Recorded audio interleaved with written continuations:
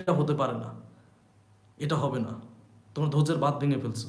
সবাইকে একটা অনুরোধ করি, যারা আমার ভিডিও দেখবেন, যে কয় হাজার মানুষই দেখেন আমার ভিডিও, যারা প্রতিটা পরিবারের সবার কাছে পৌঁছে দেবেন এই মেসেজটা, যে প্রতিটা হিন্দু ব্যবসায়ীর দোকান বয়কট, তাদের দোকান থেকে কিছু কিনবেন না, যতক্ষণ পর্যন্ত তারা এই আন্দোলন না উঠাবে, এই দাবি না উঠাবে যে ইসকনকে বাংলাদেশ থেকে নিষিদ্ধ করা হোক। ইসকনের বিরুদ্ধে যতদিন না যাবে এরা, ততদিন এদেরকে বয়কট করেন, direct boycott, direct direct boycott করেন, দোকান বয়কট করেন। আমরা মারবো না, কাটবো না, কিছু করবো না, আমরা যেটা পারি সেটা করবো। মারামারি কাটাকাটি আমরা চাই না, আমরা রক্ত আর দেখতে চাই না, আমরা চাই নীরব নীরব প্রতিবাদ,